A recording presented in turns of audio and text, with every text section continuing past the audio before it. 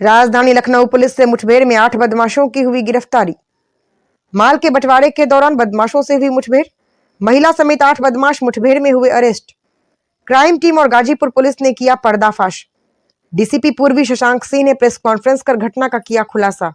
ये थाना क्षेत्र गाजीपुर में विगत कई दिनों से कुछ चोरी की घटनाएं हो रही थी, जिसमें मैनुअल इनपुट्स के आधार पर ये संज्ञान में आया था कि एक बड़ा गिरोह है जो अभ्यस्त अपराधियों का है और ये अक्सर ऐसे कार्य कर रहे हैं जो घरों की रेकी कर करके चोरियां कर रहे हैं। इस क्रम में अब 20 जनवरी 2025 को श्री अजय अग्रवाल हैं, इनके घर पे चोरी निकट शेखर हॉस्पिटल के पास हुई थी।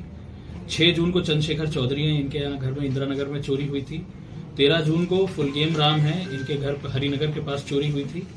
14 जून को मनोज कुमार सिंह हैं तथा 17 जून को सुधीर कुमार द्विवेदी हैं, इनके घरों पर चोरी हुई थी।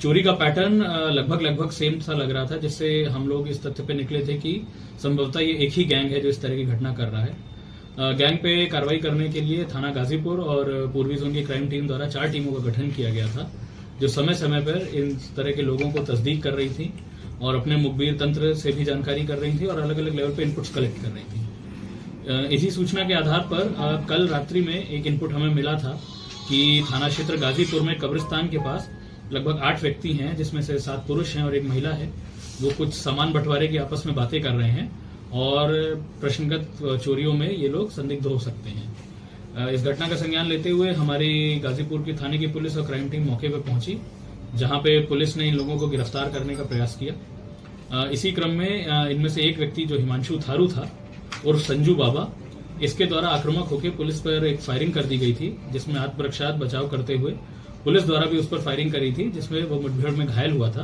तथा इसे इलाज के लिए सीएचसी में भर्ती कराया था। बाकी 7 लोगों को पुलिस द्वारा अपने हिरासत में लेते हुए इनके पास से माल बरामदगी करी थी। इनसे जब आज विस्तृत पूछताछ करी गई तो इन्होंने बताया कि ये इस तरह का गैंग बनाकर इस चोरी की घटनाओं को जगह जगह पे कारित कर रहे हैं और उससे सामान बेचकर लाभ प्राप्त करने के विचार में थे। इनके पास से हमें भारी मात्रा में ज्वेलरी बरामद हुई है, लगभग 2.5 लाख रुपए नगद बरामद हुआ है। ज्वेलरी में एक अंगूठियां हैं, चेन है, मंगलसूत्र हैं, एक स्कूटी बरामद हुई है जो ये लोग घटना में प्रयोग करते थे, तथा एक मेटालिक ग्रे कलर की और स्कूटी बरामद हुई है और जो आला नकब होता है, एक सब्बल और पेचकस, ये बरामद किया गया है। इन व्यक्तियों के नाम क्रमशः हिमांशु थारू संजू बाबा हैं जो 24 वर्ष का है, आकाश यादव है, ये भी 24 वर्ष का है, निवासी ये थाना क्षेत्र इंदिरा नगर का है। रिंकू कनौजिया 19 वर्ष का है, इंदिरा नगर का रहने वाला है। रोहित कश्यप 20 वर्ष का है, थाना क्षेत्र गाजीपुर का रहने वाला है। विकास जायसवाल ये 24 वर्षीय है, हुसैनगंज थाने के रहने वाले हैं। रोहित थारू है, 20 वर्ष का है। विकास यादव है, ये तकरोही थाना क्षेत्र इंदिरा नगर का रहने वाला है, 26 वर्ष का है।